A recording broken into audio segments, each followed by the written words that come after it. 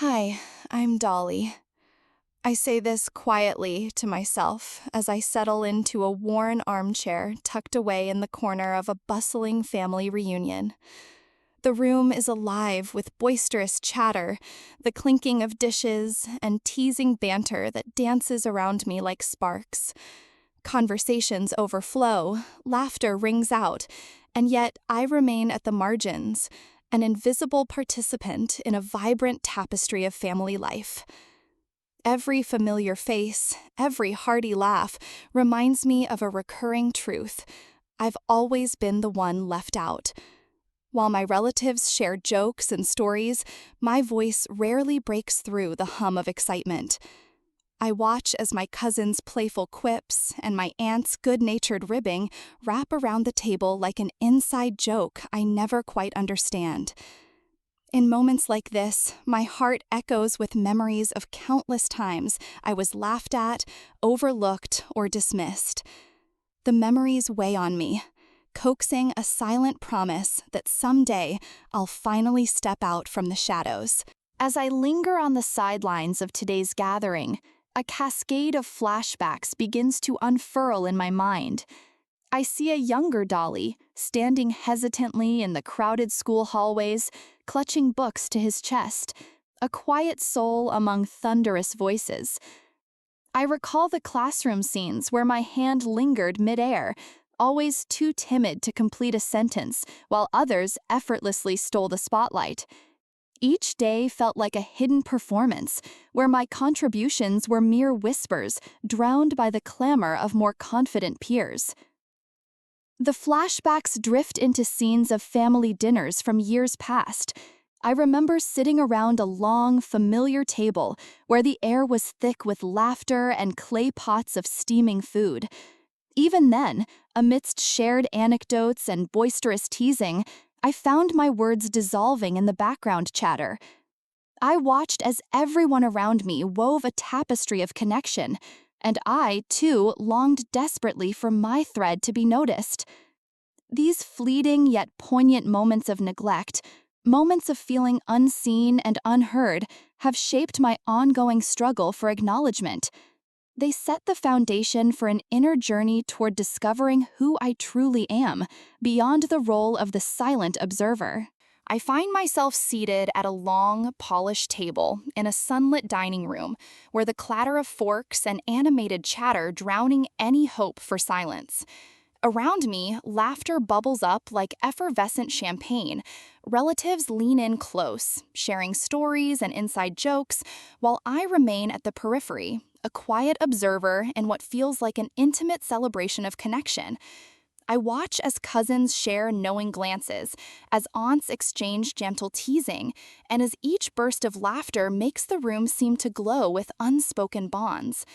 Every smile directed elsewhere reinforces a familiar ache that I am perpetually left out, destined to be the outsider at the table.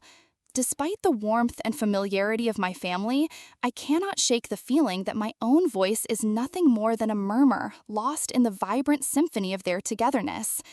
Amid the mingling voices, my eyes settle on Ava, my sister, whose presence has always been both a comfort and a reminder of my quiet existence.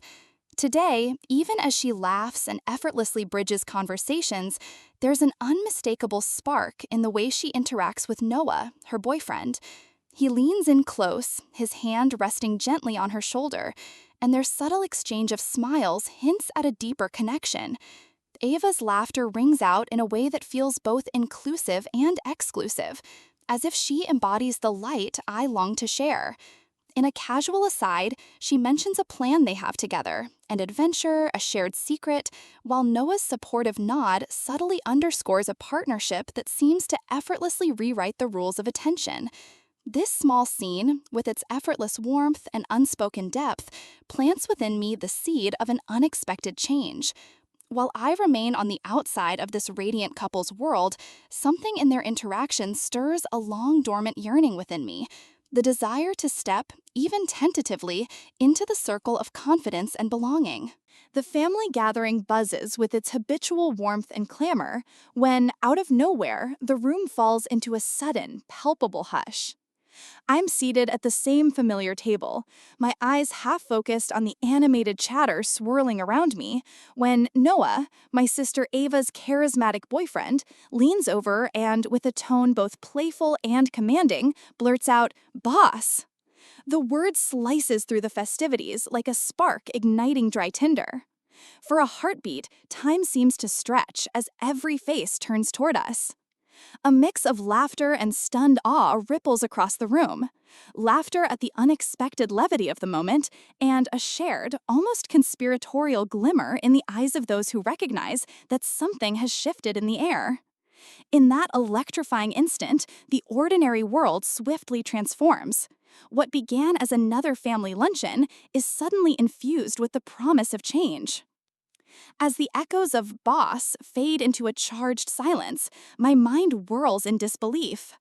I can't decide if the room's reaction is steeped in irony or genuine admiration. Internally, I question if this single word is meant to elevate me, to rebrand the quiet outsider into someone worth noticing, or if it's nothing more than a fleeting, whimsical slip of the tongue. Am I suddenly the architect of authority in a family I've long watched from the sidelines? Or is this a misinterpreted joke destined to dissolve into the sprawl of everyday banter? My heart races as I replay the moment over and over, each repetition stirring a tumult of emotions: surprise, a spark of self-worth, and a dawning curiosity about the possibility of being seen at last. In the silent depths that follow the laughter, I begin to wonder if this spark is the ignition for an identity long buried, a hint that perhaps the labels others toss my way might one day be rewritten into a narrative of empowerment. After the whirlwind of that unexpected moment at the table, I slipped away into a quiet corner of the evening. The lively banter of the gathering still echoed faintly in my ears, but here, in my own space, I was left alone with memories that have long whispered at the edge of my thoughts. I closed my eyes and let the recollections unfurl, those persistent feelings of insignificance from school hallways and family dinners where I was forever the silent observer. I remembered the sting of being overlooked, the soft echoes of laughter aimed at others while I lingered in the periphery. In that quiet solitude, my heart recounted every slight, every moment of exclusion, each one etching a deeper layer into the person I had become. The hurt mingled with a strange curiosity now. Was it all these years of being ignored that had created the space for a possible change, or was I simply trapped in the shadow of my former self? Determined to untangle the knots of my past, I left the house and wandered through the familiar streets of the city. The crisp air brushed against my face as I strolled down a path lined with memories of my younger days, a route that had seen secret dreams, silent hopes, and unnoticed nights. Every step was both a physical and emotional journey. The quiet murmur of the urban landscape became the soundtrack to my introspection. In the soft glow of streetlights and the gentle hum of life around me, I began to reframe the narrative of my existence. What if the moments of neglect weren't just scars, but stepping stones toward acknowledging my own worth? As I paused by an old graffiti-tagged wall, one I had once passed without a glance, I felt a spark of resolve ignite within me. In that reflective pause, I realized that the echoes of a life ignored might finally be transformed into the call to step out of obscurity and claim the identity that had always been waiting beneath the surface. Later that evening, when most of the family has retreated into their familiar laughter and easy chatter, I find myself in a quieter corner of our home, the kitchen, dimly lit by a single overhead lamp. I watch Ava as she tidies up a few stray dishes, and the clatter of utensils fades into a gentle background hum. Summoning a courage I've long kept buried, I speak up, my voice low yet resolute. "Ava, can we talk?" I begin, the question hanging in the air like a fragile truce between my long-held doubts and the desire for understanding. She pauses, a mixture of concern and surprise crossing her face. "Of course, Dolly. What's on your mind?" I steady myself, my eyes fixed on the faded wallpaper as if it might offer an answer. Every time we gather, I feel like I'm always on the outside looking in, I've spent years being the quiet one, the one everyone forgets. I see the way you're always at the center, how you laugh, how you share everything with everyone, especially with Noah. And I'm left wondering, do you ever wish I'd break out of my shell? Or is my silence just expected? Ava's gaze softens, her movements hesitating, as though she's searching for the right words. Dolly, I never meant to make you feel invisible. Sometimes I take for granted that you're there, always blending into the background. It wasn't about expecting you to be someone you're not. I assumed you were comfortable, that you preferred silence over the chaos. But the words, now plain and familiar, sting with the echo of years past. Comfort, I counter, bitterness edged with vulnerability. I've been comfortable for so long that I forgot how to speak out. I'm questioning whether my quietness is who I am, or just a role I've been assigned. And it hurts to see everyone so effortlessly embraced by the moment, while I linger at the edge. Ava sighs and steps closer, placing a tentative hand on my arm. Maybe it's time you decide for yourself what role you want to play, Dolly, not who you think you're supposed to be. I care about you, but I've been so caught up in my world, I didn't notice what you've been carrying inside. Her words, sincere yet heavy with regret, leave me both comforted and pained. In that intimate kitchen, illuminated by soft light and even softer apologies, the truth surfaces. I no longer want to adhere to a role defined by neglect. It's time to question every expectation, even my own. The next day, still heavy with the raw emotions of that night, I find solace in a quieter, more familiar setting, a small, tucked-away park bench where I often meet Jasper, my closest friend. The autumn wind carries the scent of fallen leaves as we settle into our usual banter, though today the conversation takes an earnest turn. I lean forward, my voice betraying both uncertainty and a newfound hunger for change. Jasper, I need to understand this. Why have I always been cast as the wallflower in our family's play? Is it really just me, or is it something about the way everyone sees me? Jasper's eyes narrow thoughtfully as he considers his response, drawing out a slow breath before speaking. Dolly, families are complicated. Sometimes the roles we take on aren't chosen. They're forced upon us by habit, by the silent expectations of those around us. You've been the quiet one, the observer, maybe because it was easier than asserting yourself in a whirlwind of noise. But that doesn't mean you have to follow the script forever. I fidget with the frayed edge of my jacket, the familiar weight of self-doubt warred with sparks of defiance. I've always wondered if my silence is who I really am, or if it's just a mask I've been forced into by everyone else's expectations. Tonight, when Noah called me boss, for a brief moment, I almost believed I could be more than my shadow. Jasper nods, his tone both supportive and probing. That moment wasn't random, Dolly. It was a spark. Maybe, deep down, you've been yearning for recognition, not to be loud or obnoxious, but to be seen for who you truly are. Someone with opinions, with insight, with a presence that matters. The criticism, the neglect, it's been a mirror held up to you, showing you what you're capable of if you choose to step out. His words settle over me as a gentle challenge. I realize that in confronting the family dynamics, I have also begun a much deeper dialogue with myself, a conversation that forces me to reevaluate not just the world around me, but the boundaries I've placed around myself. On that park bench, with Jasper's steady gaze anchoring me, the long-neglected wounds start to mend into a resolve, to no longer be the silent observer, but someone who questions, reclaims, and redefines his own role. The next family reunion buzzes with the same familiar chatter and shared laughter, but something has shifted inside me. No longer content to dissolve into the background, I find my new self stirring with quiet determination. As the conversation turns to planning the upcoming family picnic, a minor matter that historically falls to the more outspoken relatives, I recognize an opportunity to intervene. "How about I handle the details for the dessert table?" I offer, my voice surprisingly steady as it cuts through the murmur of routine suggestions. I outline a plan to create a visually striking and delicious spread, from hand-picked recipes to a creative presentation that reflects our family's character. For years, I had sat silently as decisions were made, my ideas lingering unspoken.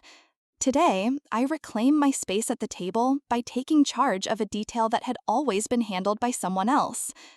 I see puzzled looks quickly melt into expressions of approval and even a few nods of encouragement. In that small yet significant moment, I reject the old habit of blending into the background. Instead, I become the catalyst for change, seizing a project that not only symbolizes my reclaimed agency, but also hints at the potential of a more assertive future. Later, alone with my thoughts, on the drive home, or while sitting quietly in my room, I replay the day in a flowing montage of memories. The gentle echo of my assertive words mingles with snippets from the past, scenes of relentless teasing where my voice was drowned out by laughter, moments in school hallways where I hesitated to share my ideas, and family gatherings where I was once content to remain unseen. Each recollection once carried the sting of isolation, a reminder of the year spent in silence. But as these images swirl before my eyes, they now contrast with the vibrant scene of today's victory.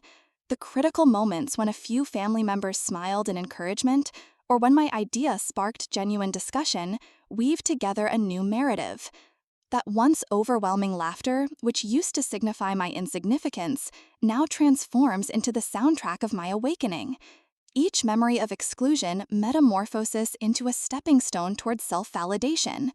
I see that the very laughter that once cut me down can be lifted up and used as a reminder of how far I've come.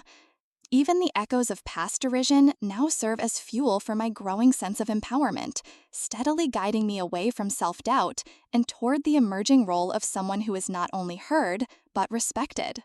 In the quiet of my room, late at night, I close my eyes and replay that moment over and over. The instant when Noah called out "boss" in front of everyone. The command wasn't forceful, it was gentle yet insistent, and its echo still reverberates in my mind. Now, in this reflective solitude, I no longer flinch from that word.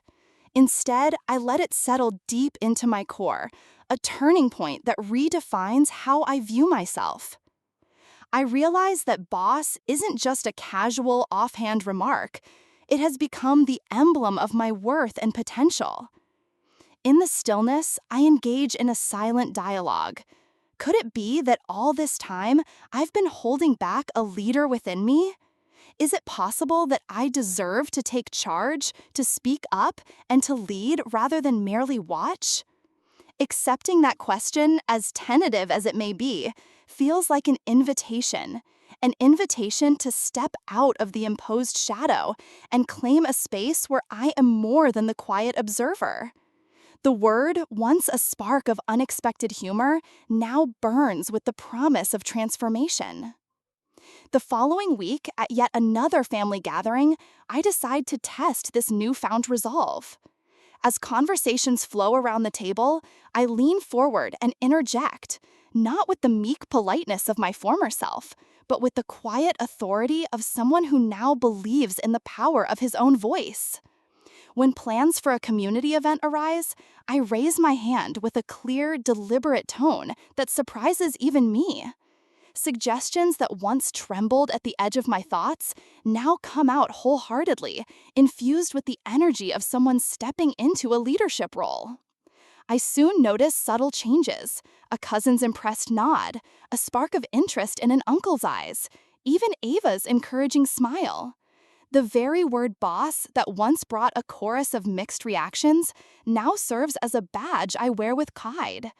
Each decision I contribute, every idea I share boldly, is a small experiment, proof that I can redefine not only how my family sees me, but also how I see myself. The laughter of the past, once a reminder of my isolation, transforms into the backdrop against which I now orchestrate a narrative of empowerment. I'm no longer content to remain silent. I'm exploring this identity, testing its limits, and embracing the potential that comes with every resolute word. At the next family reunion, I step through the front door with a quiet resolve that surprises even me. Gone is the tentative, withdrawn observer I once was. Today, my posture is unburdened, my smile genuine, and my words carry a tone of assurance that rings clear among those gathered. I navigate the room with a confident stride, greeting relatives with a warmth and clarity that invite their attention. Conversations which once left me skulking in the background now offer me a place at the table. When someone remarks on the plans for a weekend outing, I share a well-considered idea, and even Ava offers an approving nod, while Noah gives a subtle, knowing smile, as if to silently affirm that the boss within me is here to stay. The transformation is unmistakable. Every glance, every smile, every word exchanged reflects a newfound self-worth that has begun to reframe my entire world. Later, as the festivities wind down and the soft glow of dusk filters through an open window, I find myself alone in a quiet corner of the hall. In that reflective silence, I trace the journey that brought me here, from the isolating echoes of a childhood filled with exclusion to a moment of unexpected affirmation when Noah uttered, "Boss," a simple spark that ignited the process of awakening.